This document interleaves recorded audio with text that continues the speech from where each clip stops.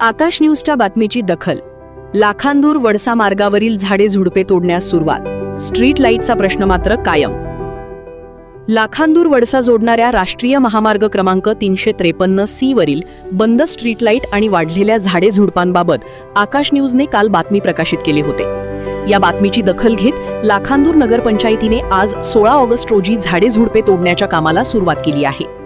नगराध्यक्ष विनोद ठाकरे यांच्या आदेशान्वये नगरपंचायतीच्या वतीने महामार्गावरील दुभाजक व बॅरिकेड परिसरातील वाढलेली झाडे झुडपे कापण्यात येत आहेत.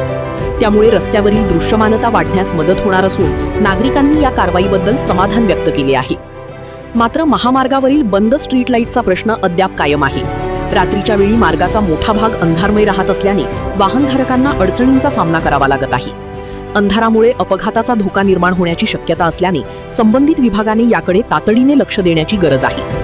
नगरपंचायतीने झाडे झुडपे तोडण्यास सुरुवात केल्याने नागरिकांना दिलासा मिळाला असला तरी बंद स्ट्रीट लाईट तातडीने सुरू करावेत अशी मागणी आता नागरिकांकडून होत आहे. आकाश न्यूजच्या बातमीची दखल घेत नगरपंचायतीने केलेल्या या कारवाईचे नागरिकांकडून स्वागत होत आहे.